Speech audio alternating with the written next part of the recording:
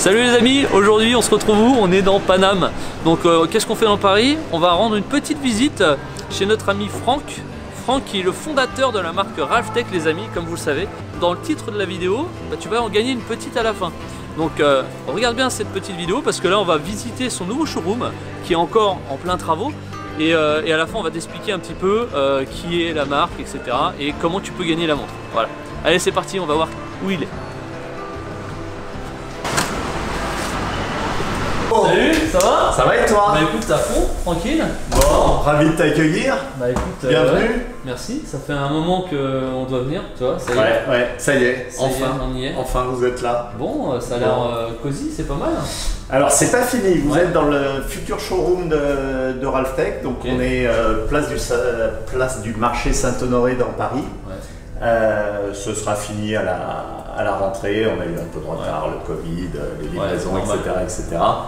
On aura donc il y a une petite vitrine sur la rue avec un petit café devant, c'est plutôt sympa. J'ai vu, il y avait du monde là, tranquille. Plutôt agréable. Et puis à l'intérieur, donc il y aura une partie vraiment showroom où on montrera tous les nouveaux modèles, enfin tous les modèles qui soient nouveaux ou pas, donc ils iront dans ces vitrines. Ça c'était les vitrines pour tes montres, ça? Ça c'est les vitrines pour les montres. Il y a des petites choses, des petites finitions à faire, donc on n'a pas mis les montres dedans encore. Puis le showroom n'est pas ouvert de toute façon. De l'autre côté, on aura la partie cuir puisqu'on a un peu de maroquinerie et puis tout ce qui est bracelet, accessoires. On aura, alors la déco est pas finie, hein. Il y a encore des fils électriques, il y a encore des choses qui sont pas finies. On présentera les montres ici sûrement, et puis on aura là une petite partie justement pour recevoir les amis, pour discuter. Négociation ou pas de négociation, il n'y a rien à négocier. Je me suis dit, je vais en acheter une dizaine, on va négocier. T'en as déjà beaucoup, hein, de toute façon. Bon. Non, c'est la partie pour discuter avec les amis. C'est un showroom, c'est pas une boutique. Donc l'idée, c'est que on va recevoir nos revendeurs, les gens qui nous distribuent dans leur boutique. On va recevoir les étrangers, on va recevoir les journalistes, la presse, et puis on va recevoir des potes comme toi, comme d'autres, on en parlera, on a pas mal d'ambassadeurs et de gens sympas, et ça nous permettra justement de nous poser, de discuter, de boire un verre ou un café, pour être politiquement correct. Et puis c'est chez nous en fait, c'est notre maison. On ne vous fait pas tout visiter, on a un back-office avec quelques postes de travail. Et puis on a un sous-sol qu'on fait vraiment pas visiter parce qu'il y a beaucoup de bazar, on dirait un peu une chambre d'ado. Mais en fait c'est rangé, on sait ce qu'on fait. Un petit atelier où on finit les montres en fait quand elles arrivent. De notre atelier, par exemple notre atelier de Morteau dans le Jura, dans le Doubs, on ne reçoit que les têtes de montres, que les boîtiers déjà assemblés avec le mouvement de etc. Et ici on met les bracelets parce que souvent il y a plusieurs options de bracelets, on met les bracelets, les boucles, et puis on met dans les écrins, on met la garantie, on remplit les papiers, et après ça part vers nos revendeurs ou vers les clients directs quand ils achètent sur notre site internet, ou vers les distributeurs à l'étranger, aux quatre coins de la planète. Voilà. Du coup, tu nous payes un café? Allez, parce que là, on se pose. J'ai soif de café.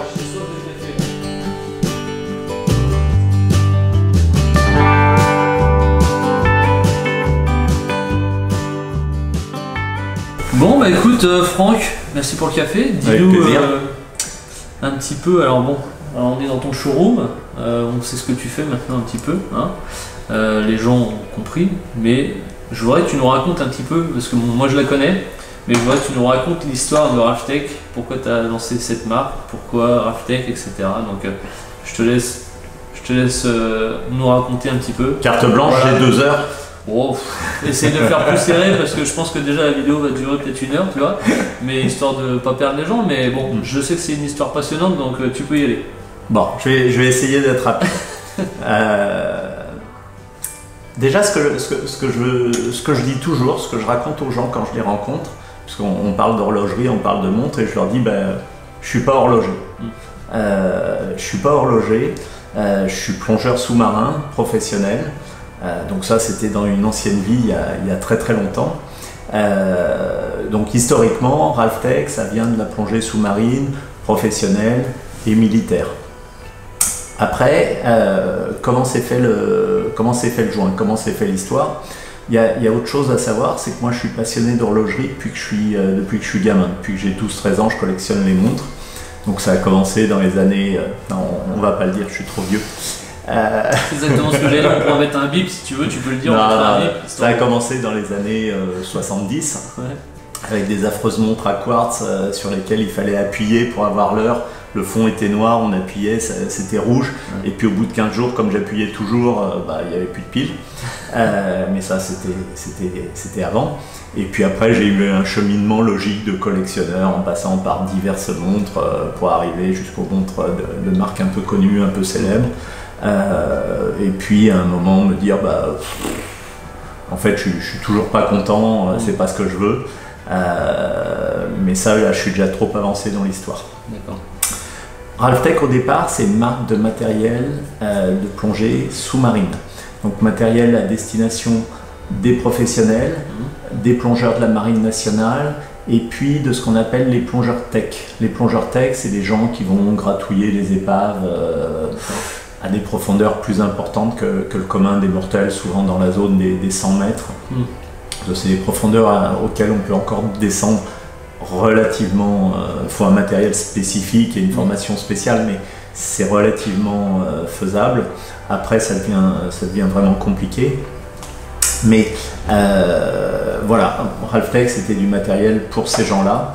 Et on a commencé aussi à en vendre au grand public à partir de 1997-98.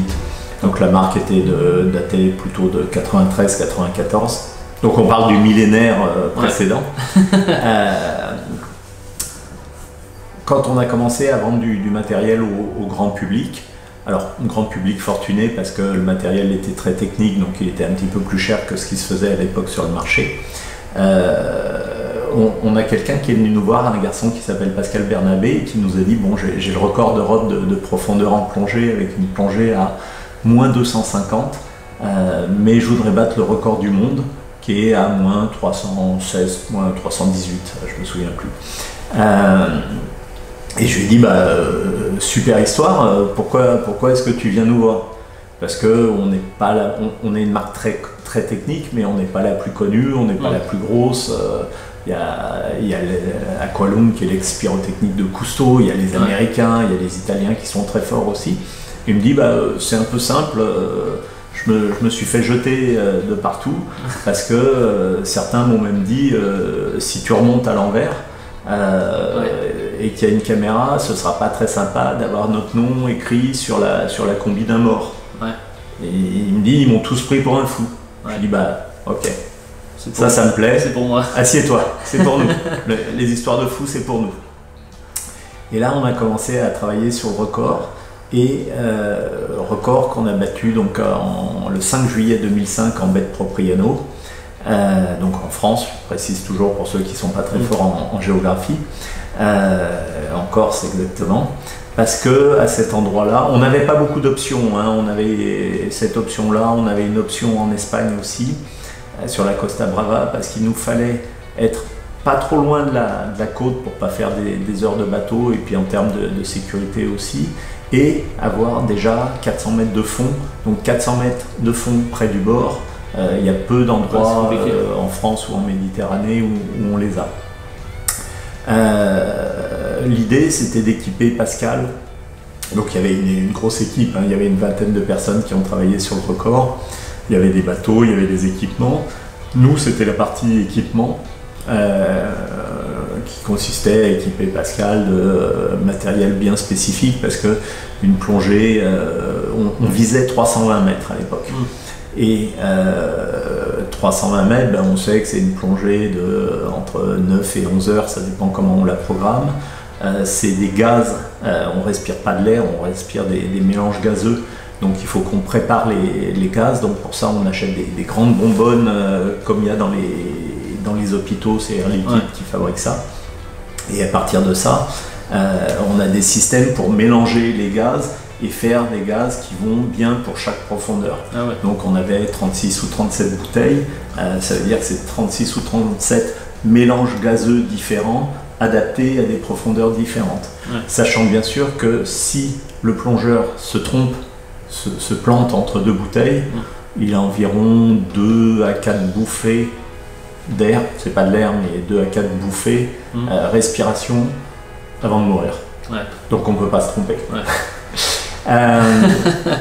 Au-delà de tout le matériel purement plongée sous-marine, on s'est dit voilà, quand on fait de la plongée, les gens qui plongent le savent, ils plongent avec maintenant, il y a toujours ou pas toujours une montre. La montre, c'est un peu à la plongée à l'ancienne, mais il y a des ordinateurs de plongée.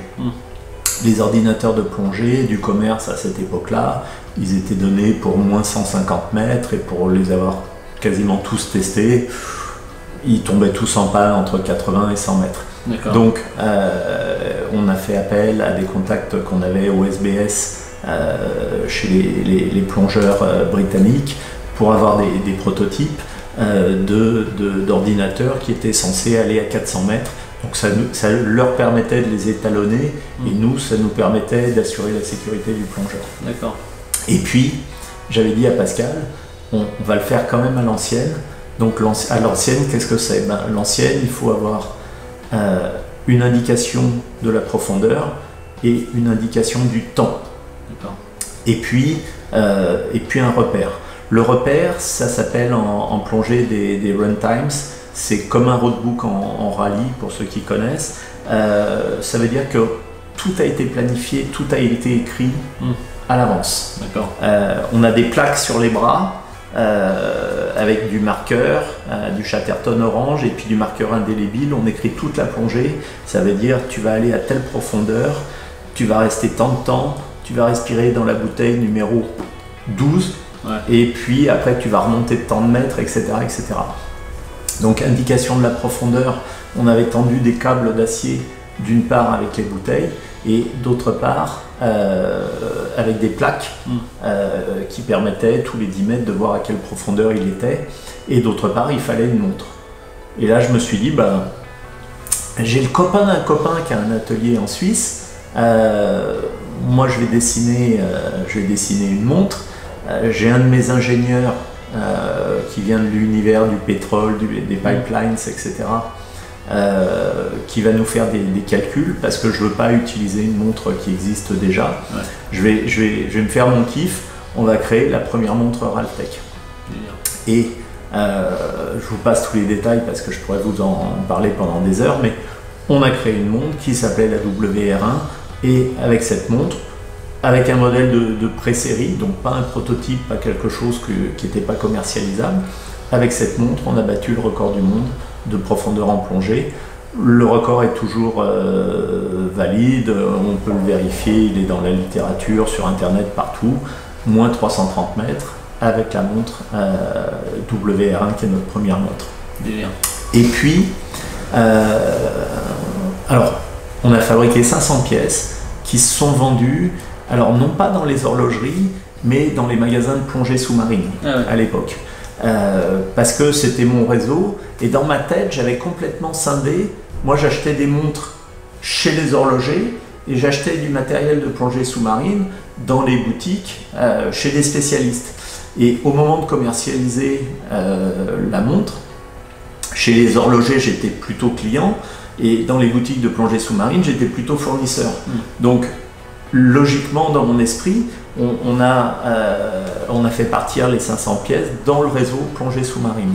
Et c'est parti, en 2-3 mois, ça a été un gros succès, c'était la montre du record du monde. Et un jour, j'ai un copain qui passe au bureau et qui me dit est-ce que tu as encore la montre du record du monde? Je voudrais la voir. Je lui dis, bah ouais, voilà, etc. Il me dit, mais t'as pensé à la vendre chez les horlogers? Je lui dis, bah non, je suis un peu neuneux, j'y ai pas pensé. Il me dit, mais là je vais chez un pote, je vais voir un horloger. Donc c'était un horloger à l'époque qui s'appelait Capet, qui était rue Pierre Charon, sur le côté des Champs-Élysées, qui vendait toutes les plus belles marques. Il me dit, j'emmène la montre et puis je te rappelle de là-bas.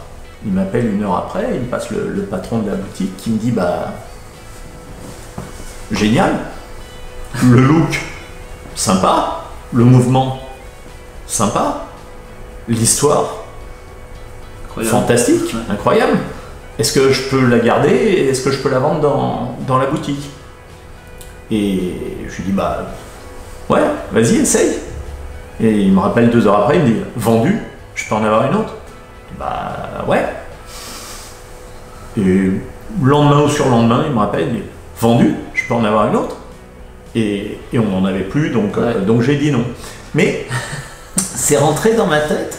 À un moment, je me suis dit, bah, on peut peut-être faire la bascule, en fait, passer de la plongée sous-marine hardcore à l'horlogerie qui va chez les horlogers.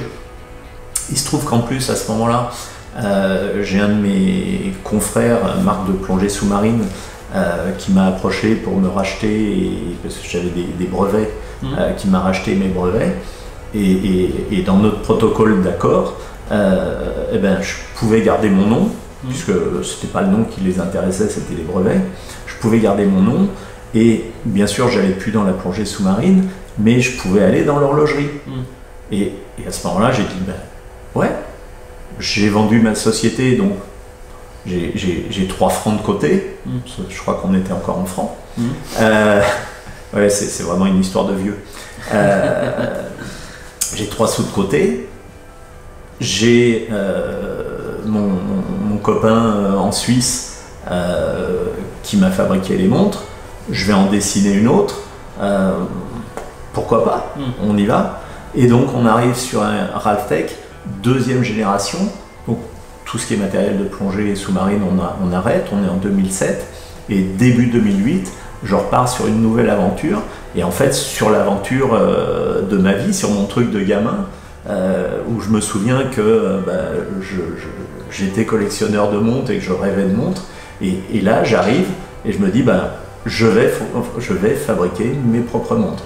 C'est un truc de ouf. Donc, je rappelle le copain en Suisse, bah, ça devient mon associé et c'est toujours mon associé aujourd'hui. Et puis on part sur ce nouveau projet, donc nouvelle société, nouvelle entité. Et là, je me dis, ok, on a le record du monde de profondeur en plongée, c'est plutôt pas mal. Mais je voudrais fabriquer une montre, je voudrais fabriquer une vraie tool watch au sens anglo-saxon du terme, c'est-à-dire une montre qui résiste à tout. Alors, comme je dis souvent, on résiste pas à tout, mais quasiment à tout. Ouais. Donc, je dessine une autre montre qui est la WRX, qui est toujours au catalogue, qui est notre montre emblématique, iconique. Et je dis comment est-ce qu'on pourrait la tester ou la faire tester. Et je descends avec un ami, on descend au commando Uber à Saint-Mandrier.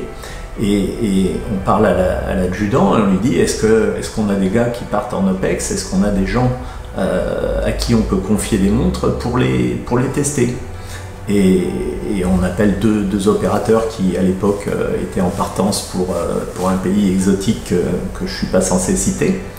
On leur confie 2 montres qui étaient les pré-séries des WRX, là encore pas des prototypes, des choses très très avancées, en leur disant voilà, elles sont à vous, testez-les, profitez-en, faites-nous un rétex, un retour sur expérience, dites-nous quand vous reviendrez ce qui vous a plu, pas plu, si elles sont bien, si elles sont pas bien, etc., etc. Ils reviennent quelques mois après. Donc la première bonne nouvelle, c'est qu'ils sont revenus, qu'ils étaient vivants. La deuxième bonne nouvelle, c'est que les montres étaient vivantes aussi, qu'elles fonctionnaient toujours. Ouais, elles n'étaient pas cabossées, mais on voyait qu'elles avaient vécu, elles étaient allées au feu. Et ils nous font un petit retour d'expérience, ils nous disent ça, voilà, on pourrait améliorer. À l'époque, on avait dans la montre, on n'avait pas comme maintenant des tiges filetées, on avait des pompes comme sur la plupart des marques. Donc les pompes étaient un petit peu courbées. J'ai dit on va mettre des vis, comme ça résistera à l'arrachement et ça bougera pas. Et tout de suite la question s'est posée en fait d'équiper l'unité. Et c'est venu tout naturellement. Ils ont demandé à équiper tout le commando Uber de Ralphtech. Donc le temps qu'on finisse de développer le modèle et qu'on les livre, on est fin 2010, début 2011. Voilà, j'en ai une aujourd'hui. C'est la première qu'on a livrée à une unité de force spéciale française, donc la WRX Commando Uber. Et par capillarité, en fait, tout naturellement. Par exemple, les gens du GIGN, les plongeurs du GIGN viennent s'entraîner à Uber, échanger leurs expériences. Les gens du GIGN ont dit pourquoi nous on n'en a pas. La réponse elle est hyper simple, c'est t'en as pas parce que tu ne l'as pas commandé. Si tu la commandes, t'en auras. Voilà. Et depuis on mène une double vie. Alors c'est pas de la schizophrénie, c'est juste une double vie qui fait que on a un département militaire et un département grand public. Alors pas exactement un département militaire, mais un département professionnel. Donc ça veut dire quoi? Ça veut dire que en termes de force spéciale, je parle pas d'armée régulière, je parle d'unité de force spéciale. On équipe les Français, donc la majorité, pour ceux qui s'y connaissent un petit peu, des unités du COS, du commandement des opérations spéciales. Il y a une quinzaine d'unités en France, il y en a 9 qui sont en Ralphtech. Mais on équipe aussi des Anglais, on équipe des Américains, on équipe des Portugais, on équipe des Espagnols, on équipe des Italiens, on équipe des Belges, on équipe des choses un peu plus exotiques. Et je garde toujours pour la fin la cerise sur le gâteau, on équipe les Suisses. Donc il faut bien imaginer qu'il y a des unités de forces spéciales suisses qui achètent des montres aux Français. C'est les commandes du gouvernement. Donc je ne sais pas si vous visualisez le comptable, j'adore les Suisses, mais le comptable à Berne, au ministère, qui est un type qui parle sûrement que allemand, qui est comptable, et à un moment il doit appuyer sur un bouton sur son ordi pour transférer de l'argent, pour faire un virement à des Français pour des montres. Et là je pense que ça doit piquer très très fort. Pour lui ça doit être une très mauvaise journée. Mais quand on a demandé aux Suisses pourquoi ils nous avaient choisis, parce qu'en fait, ce qu'on ne savait pas, c'est qu'ils nous avaient mis en concurrence. Ils nous avaient demandé une montre de série et ils nous avaient mis en concurrence avec 3 autres marques suisses pour le coup. Et quand ils m'ont appelé pour me dire c'est vous qu'on a choisi, j'ai dit mais pourquoi? Ils disent c'est hyper simple, c'est la seule qu'on n'a pas cassée. Donc pour eux c'était limpide. Et après, quand on connaît l'histoire du mouvement hybride, mais on en reparlera plus tard, du mouvement hybride et de sa conception, c'est assez logique aussi que des gens comme ça travaillent avec nous. Alors je disais pro et pas uniquement militaire, d'une part parce qu'il y a aussi des belles unités de police, de gendarmerie, type BRI, RED, GIGN, etc. et leurs homologues à l'étranger aussi. Mais au-delà de ça, on équipe autrefois, les collectionneurs d'horlogerie le savent, il y avait la Comex. La Comex, c'était une entreprise qui faisait des travaux sous-marins. Alors la Comex existe toujours, pas sous la même forme, mais existe toujours. Et la Comex a toujours été liée à une marque de montre très connue. Nous, on travaille avec toutes les autres. Voilà. Ça veut dire qu'aujourd'hui, partout dans le monde, il y a les copains qui travaillent sous les plateformes pétrolières, dans les ports, qui posent des câbles au fond des océans, qui travaillent avec des Ralphtech. Des WRX parce que ce sont les plus costauds. Ils nous avaient fait une belle vidéo à Noël, ils étaient descendus dans une cloche. Enfin une cloche, c'est une sorte d'ascenseur, ils sont dans l'eau. avec leur Kirby Morgan, leur gros casque et puis leur combinaison. Et ils avaient fait une petite vidéo un peu profonde avec le Bonne année Ralphtech, avec les montres sous l'eau. C'était très bon esprit, c'était très sympa. Donc on équipe beaucoup de ces gens-là, et ce sont les sociétés qui nous passent les commandes directement. Et puis on est aussi pas mal impliqué, alors un petit peu dans l'automobile avec un pilote qui s'appelle Nelson Panciatici, qui a été longtemps chez Alpine, qui a été champion quand Alpine est revenu à la compétition, champion d'Europe, champion du monde en WEC, donc c'est l'endurance, qui a gagné les 24 heures du Mans avec Alpine. Il nous a gentiment donné son casque, mais surtout on est très présent dans le monde de la voile, avec en fait la plupart des grands skippers, principalement français, il y a un petit peu d'étrangers, mais tous les grands skippers français ont une ou plusieurs Ralphtech. Alors je pense à des gens comme Thomas Coville, Franck Camas, François Gabard, Armel Lecléache, ou dans les plus anciens, Michel Desjoyaux, Jean Le Cam, etc. Ils ont tous une Ralphtech. Le dernier vainqueur du Vendée Globe, Yannick Bestaven, a une Ralphtech. Et on a une petite anecdote sur le Vendée Globe, qui est une course assez extraordinaire, donc où les gens partent 2-3 mois autour du monde, sur leur bateau, en solitaire, sans escale, sans assistance, et généralement avec leur Ralphtech, parce que ça leur permet, elle est étanche, elle résiste à tout, on en a déjà parlé. Et il n'y avait pas de chronométreur officiel sur le Vendée Globe jusqu'en 2012. Donc on a été en 2012 le premier chronométreur officiel du Vendée Globe. Il faut savoir qu'on a été aussi chronométreur officiel de la Transat Jacques Vabre, de la Transat anglaise, de la Golden Globe et de pas mal d'autres courses autour du monde. Mais à l'époque, c'était François Gabard qui était parti avec une Ralphtech, et il a gagné le Vendée Globe. 4 ans après, c'est Armel Lecléache qui part avec une Ralphtech.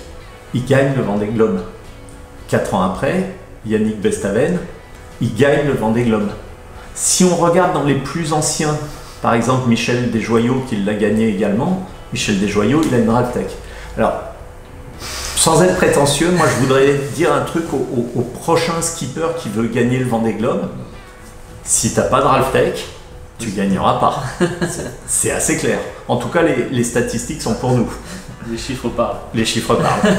Voilà, donc on est toujours présent dans cet univers-là qu'on aime beaucoup. Et j'ai vu aussi un petit peu sur ton Insta, d'ailleurs j'invite les gens à s'abonner sur le Insta de Ralphtech, les gars. Je vois un petit peu, de toute façon il n'y a pas forcément que la flotte, il y a plein d'univers. Bon, nous on essaye de bombarder aussi, parce que bon, nous on travaille un peu dans tous les univers, aussi bien la carrosserie, mais on travaille aussi beaucoup sur les flingues. Mais du coup j'ai vu passer des trucs qui sont pas forcément qui n'ont pas de rapport, quoi. Non, qui sont pas forcément raccords au départ, mais qui le sont quand on connaît les gens. Par exemple, on travaille, pour en citer deux, avec Kevin Sampé, qui est un réalisateur extraordinaire, puisqu'il fait à la fois du reportage de guerre au Mali, et puis à la fois il va filmer les dauphins d'eau douce et les crocodiles au Népal, et en même temps il fait de la plongée profonde au Belize ou dans d'autres pays exotiques pour aller voir ce qui se passe au fond de la mer. Et c'est un très bon réalisateur, mais après c'est quelqu'un qui s'adapte à toutes les situations. Donc c'était logique pour lui d'avoir une WRX, et c'était logique pour nous qu'il soit partenaire, parce que il monte à 7000 mètres, il descend à 100 mètres sous l'eau. Une fois il fait extrêmement froid, une fois il fait extrêmement chaud, il va aussi au pôle Nord, au pôle Sud, etc.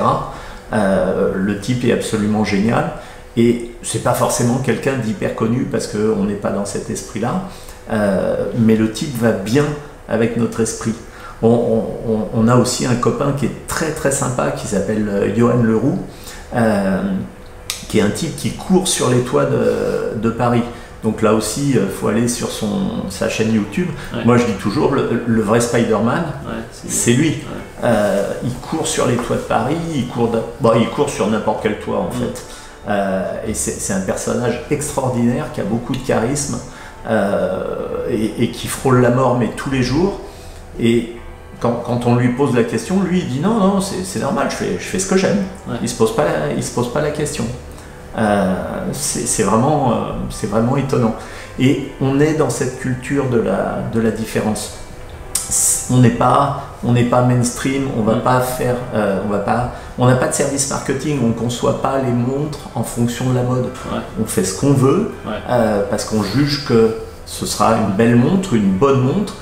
Mais surtout parce qu'on a envie de faire celle-là, en espérant bien sûr qu'elle se vende parce qu'on a tous des familles à nourrir, et puis c'est la loi du business, mais on fait ce qui nous plaît en espérant que ça plaira également à des gens comme nous, qui aiment la différence, qui sont pas...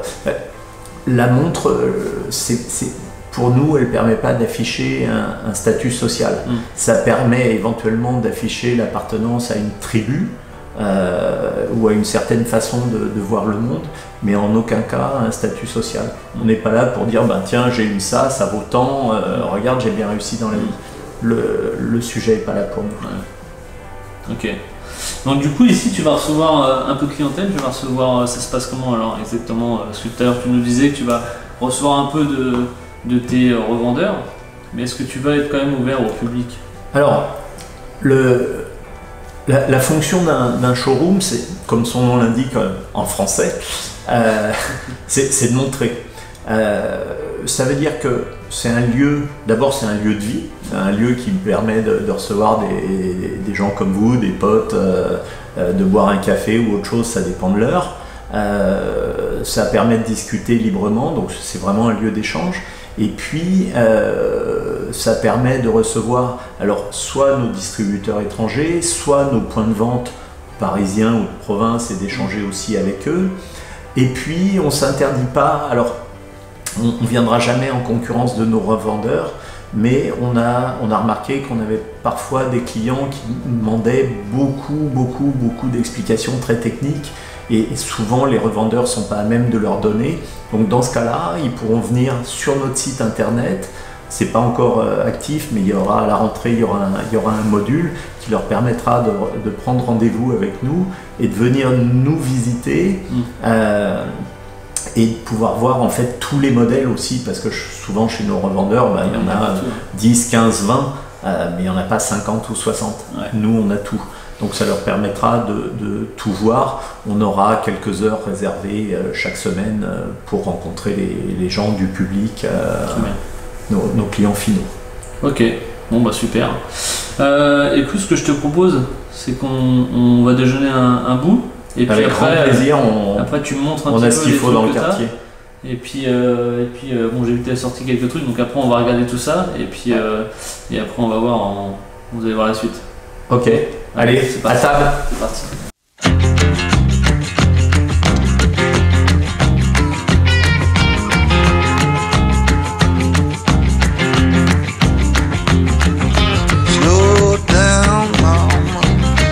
Bon, cheers à nous. Merci d'être venu nous voir. Toujours un plaisir.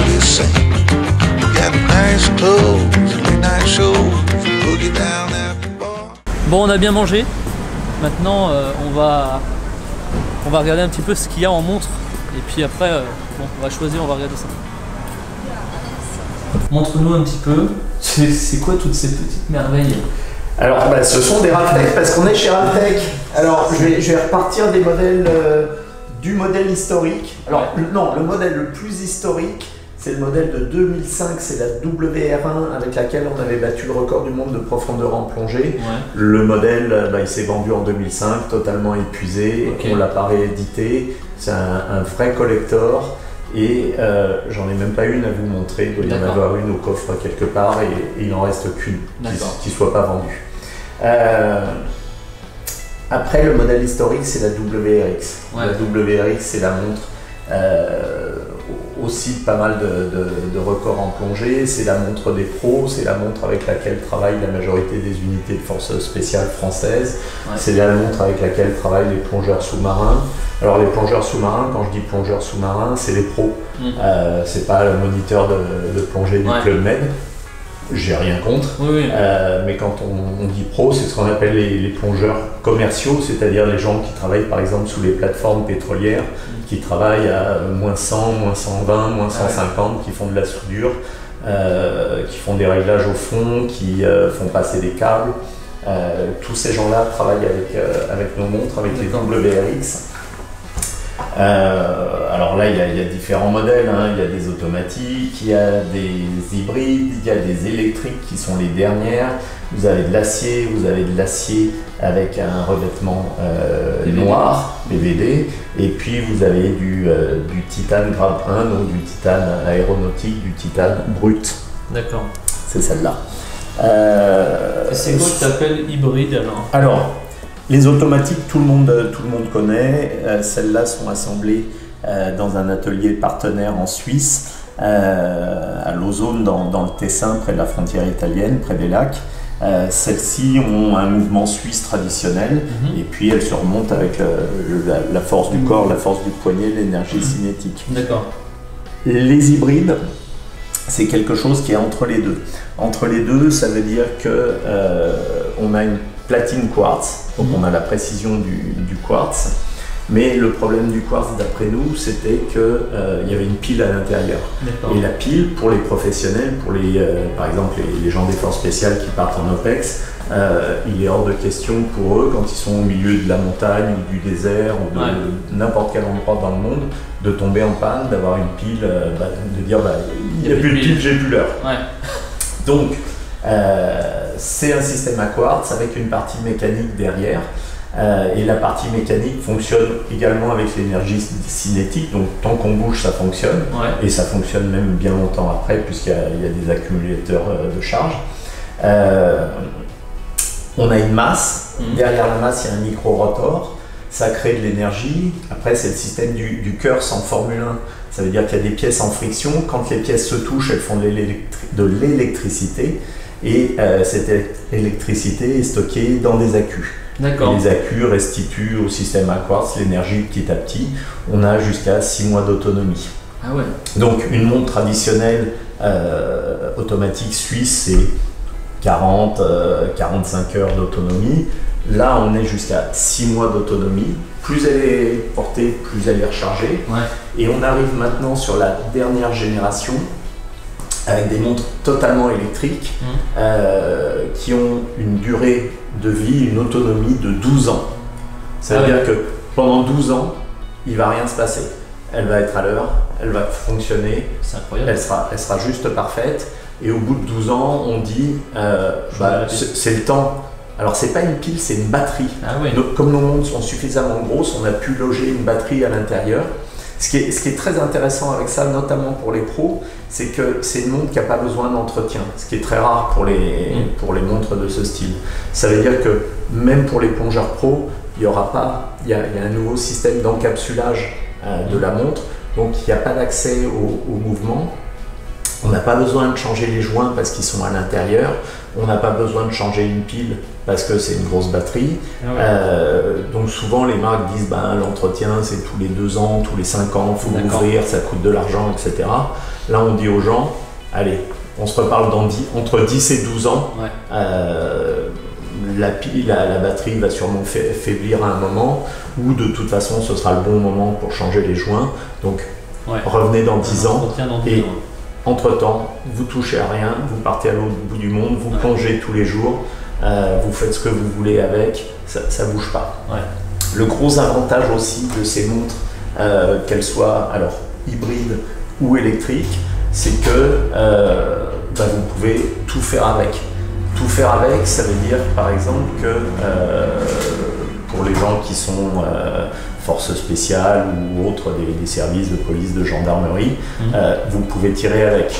Parce que même avec les vibrations, ça ne bougera pas à l'intérieur.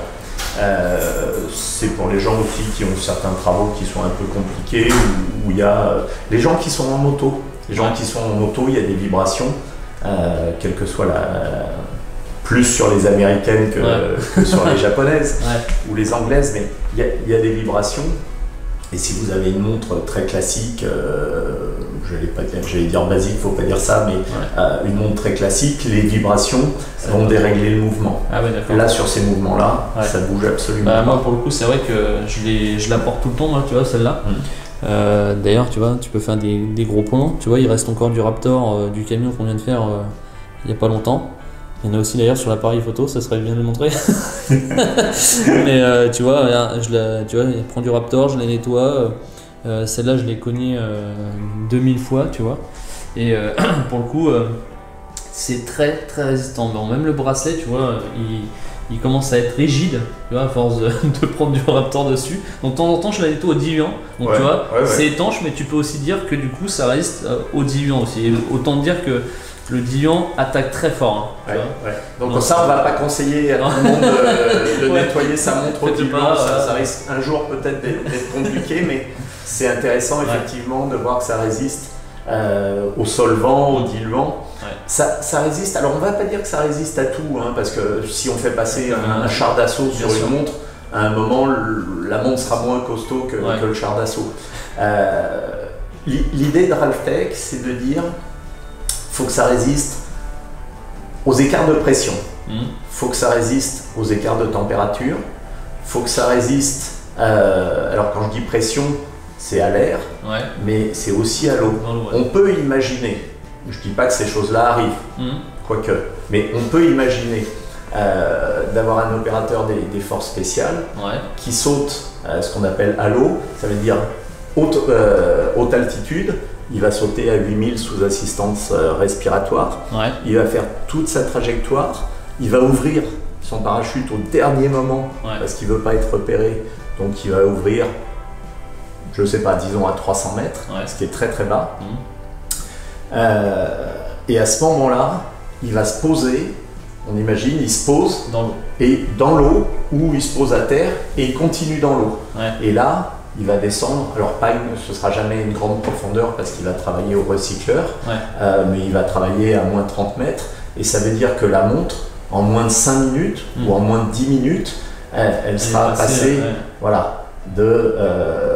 d'une altitude de 8 mètres à moins 30, elle aura changé de pression, elle aura changé de température parce que là où il fait très froid, elle aura été aussi étanche à l'eau. Et elle n'aura pas perdu bien sûr de sa précision puisque ça c'est complètement indépendant.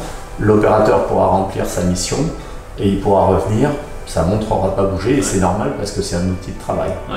Voilà. Donc ça c'est la WRX principalement, qui est la Ralphtech iconique, emblématique, qu'on connaît depuis un peu plus de 10 ans. Ici on a des WRV. WRV, c'est un modèle qui est un tout petit peu plus petit. Alors, quand on dit petit, chez Ralphtech, c'est jamais petit. Une WRX, c'est 47,5 mm de diamètre. Une WRV, c'est 43,9 mm, pour pas dire 44. Donc, ça reste une belle bête. Ça reste une grosse montre. C'est plus facile au quotidien. Tout dépend de l'usage qu'on en fait, de l'emploi qu'on en a. On a aussi des unités de force spéciale qui travaillent avec les WRV. On a beaucoup d'unités de police ou de gendarmerie aussi qui travaillent avec des WRV parce que c'est un tout petit peu moins, c'est un petit peu moins imposant et ça fait le job aussi parce que ça reste quand même très très solide. C'est une Ralphtech. Là aussi un mélange de mouvements automatiques pour certaines, de chronographe automatique. Donc ça c'est une très très belle pièce, un chronographe automatique à roue à colonne, c'est très très pointu. Et puis des nouvelles séries avec des montres électriques. D'accord. Et puis enfin on va passer sur des choses un peu plus consensuelles, un petit peu plus faciles à porter parce qu'il en faut pour tous les goûts. D'une part, il y a la WRB qui est la dernière née de chez Ralphtech, donc qui est une montre qui est plus petite, plus discrète, plus consensuelle, qui peut éventuellement être unisexe, c'est 39 mm de diamètre. Donc pour les gens qui ont des poignets un petit peu plus petits ou les gens qui ne veulent pas s'afficher avec une grosse montre ou des femmes.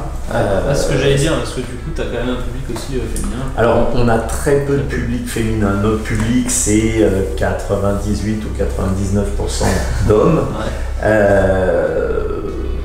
Mais bon. Plutôt, il n'y a pas trop de gamins, on est plutôt entre 25 et 50, voire un peu plus.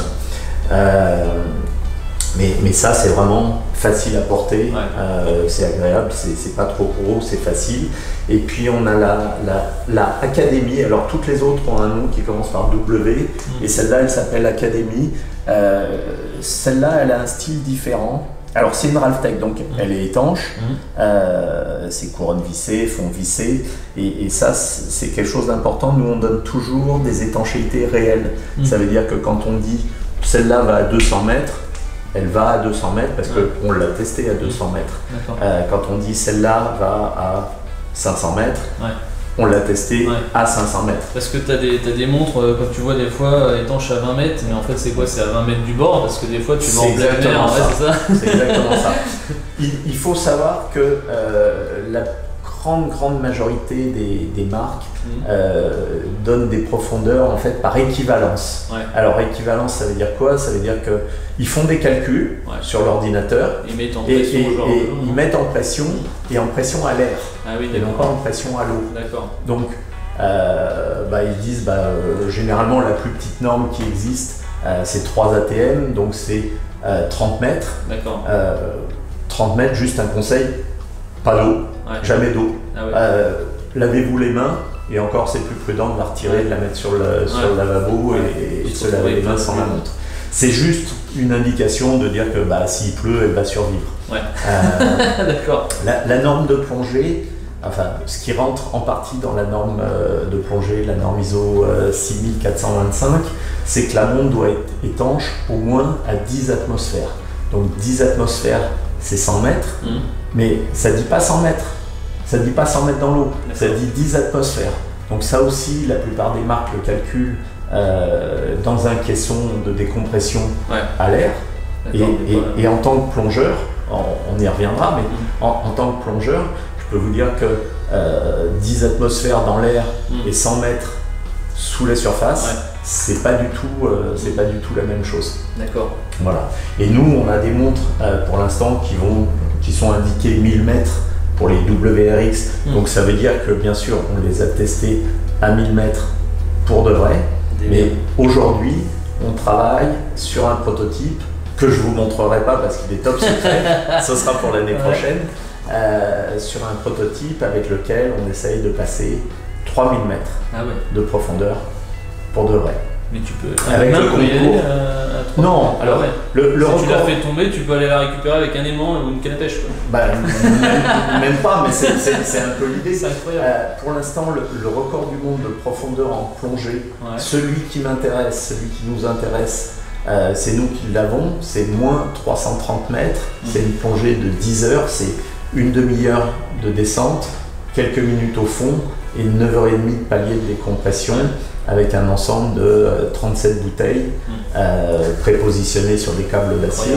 Et c'est un record qu'on a depuis 2005 avec la WR1 dont je parlais tout à l'heure, record qui n'a pas été battu depuis et qui à mon avis est le plus beau record. Ça veut dire qu'on n'a pas collé la montre sur un sous-marin, on n'a pas envoyé 3 km de câble avec la montre au bout.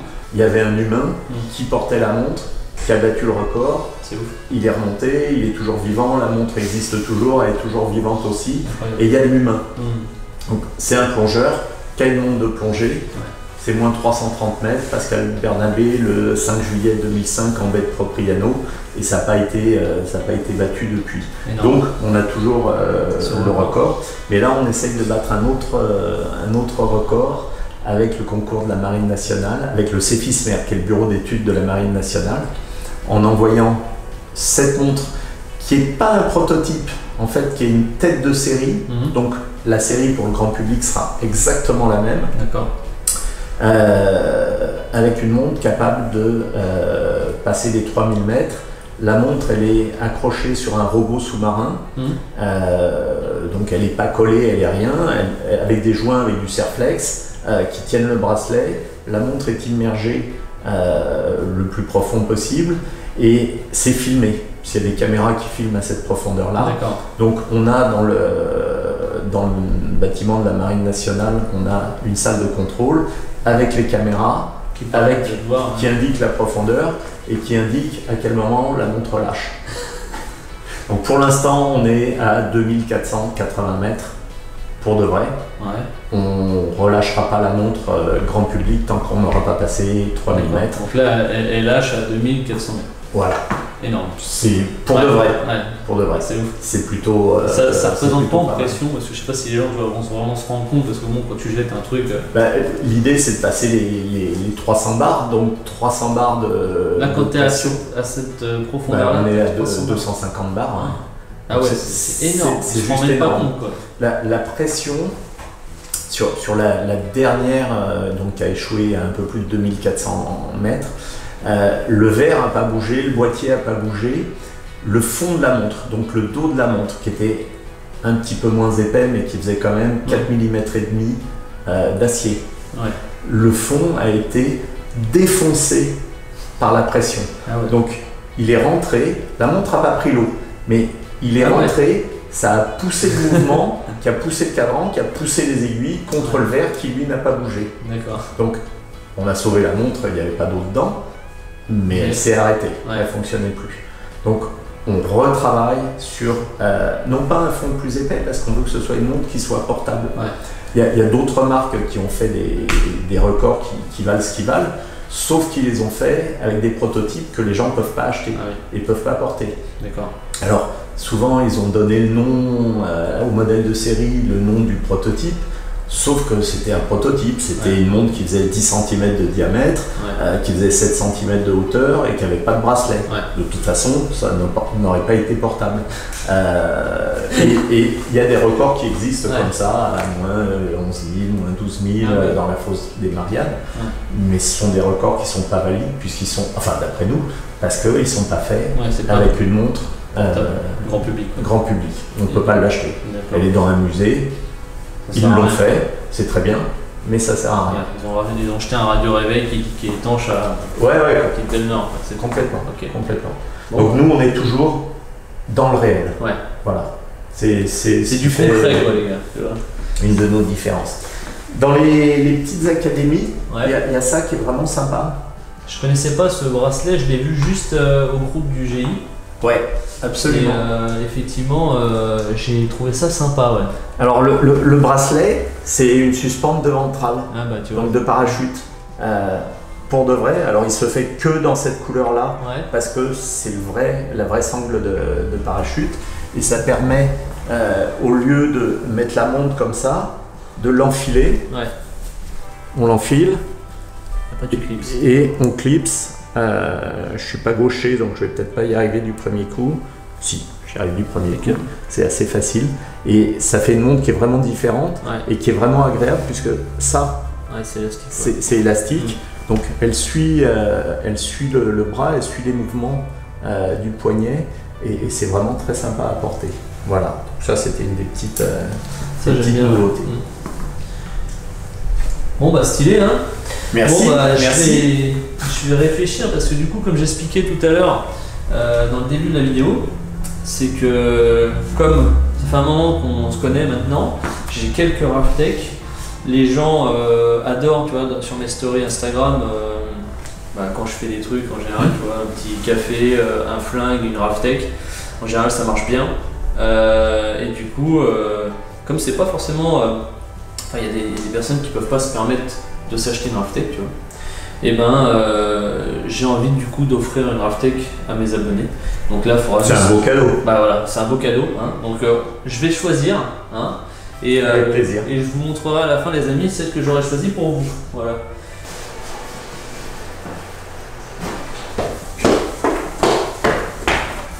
Voilà, elle est à toi. Merci pour ta confiance. Bah écoute, merci à toi mon ami. Et puis bon, je vais vous dévoiler ça tout à l'heure à l'atelier. On va leur montrer un petit peu. Ok. Il faut. Bon, mon vieux, Merci beaucoup. Merci à toi. Et puis à bientôt. À bientôt alors. Pour de nouvelles aventures. C'est parti. Allez. Bon retour. Merci. Ça y est les amis, nous voilà rentrés. Allez, je vous la montre. J'ai choisi les gars ce petit modèle. Donc bon, il nous l'a bien vendu, hein, WRX les gars. On a pris le modèle noir, bracelet silicone ou le petit NATO, comme moi je mets souvent. Voilà, vous avez le petit outil, tout qui va bien, avec la petite truc de garantie Ralphtech. Donc vendu dans sa boîte, dans son carton. Donc une valeur de 2000 € les gars. Donc on vous la fait gagner gratuitement. Voilà, comme vous le savez, on fait gagner des caisses, on fait gagner des véhicules, autre chose. Rien de plus simple. Là les gars, il faut 3 choses importantes. Il faut être abonné à notre chaîne YouTube, tout simplement. Abonné à notre Instagram et celui de Ralphtech. Et mettre en commentaire dans cette vidéo, je participe. Voilà, tout simplement, c'est gratuit, ça coûte rien. Donc faites-vous plaisir les amis. Et puis on fera le tirage au sort dans 2 semaines, à la fin du mois, le 31. On fait un live. Et puis bah, comme ça, voilà, vous avez possibilité de gagner cette petite montre, la même que j'ai, mais en noir. Voilà. Donc bonne chance à tous les amis. Merci à tous pour vos participations, pour tous les autres jeux qu'on a pu faire avant. Et puis n'oubliez pas de mettre un petit like. N'oubliez pas de vous abonner à la chaîne YouTube les gars. Et puis je vous dis à bientôt pour une nouvelle vidéo.